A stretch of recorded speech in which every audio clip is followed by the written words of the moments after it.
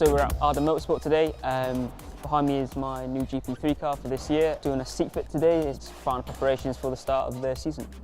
This season's preparations are going really well. Actually, we've had the engines back before schedule, so we're effectively a day ahead in terms of our rebuild, which is always good for the guys back at the factory. So we have a finished article of a resin beaded seat. You can see the beads on the back there, which is exactly the same as Jan's that we're making today. The seat fit is probably the most important thing a driver can do before a season.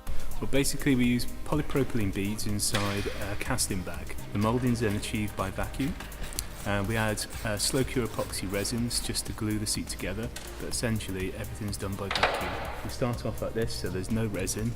First stage is just beads and vacuum, because we need to check to make sure we have enough material. So if there's too much, we can take the beads out. If there's too little, we put more beads in.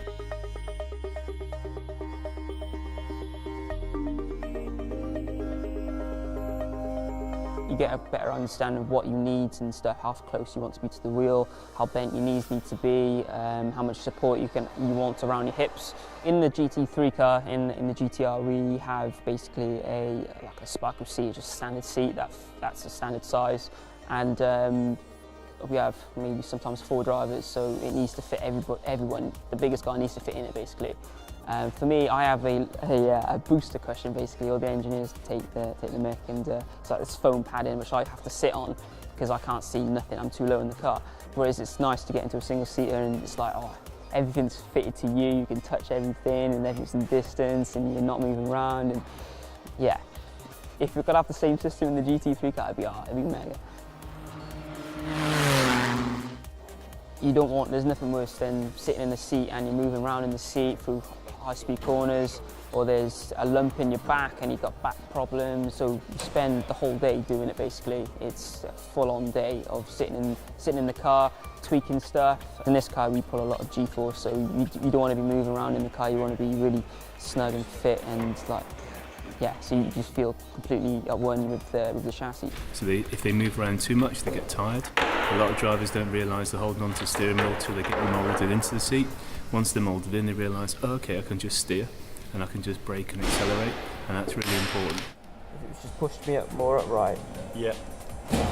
just in the middle, it would prop me up more between forward. your shoulder blades, just underneath your shoulder blades there. Yeah. So you need to sort of bring your chest out almost. Yeah. Just tweak that. Once we've established that, the seat comes back out, mix up the resins.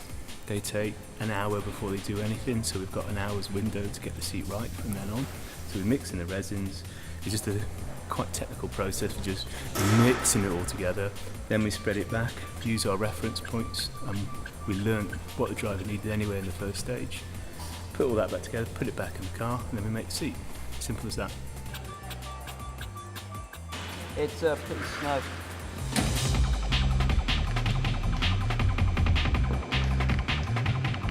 The guys will take it away and we'll finish it in this sort of sponge material, make it a bit more comfortable. It does feel pretty real now, and the season starts in May, but we start testing very soon, so it's all coming together now. So Jan's preparations for this year have been fairly robust. He's been racing in New Zealand in a Toyota racing series they have over there, which is really good for drivers because over the winter period it can be difficult to get out and keep race sharp. It's really good to see the combination of everything coming together after such a long period. It feels really cool to be doing GP3 this year, and it's cool that it's on the F1 calendar. You get to see the F1 cars race, you race on the same circuit as them on the same weekend, and that's pretty cool. But try not to pay too much attention to it because it's far away for me at the moment. I'm just going to concentrate on what I'm doing here with Arden and with GP3 and see what happens in the future.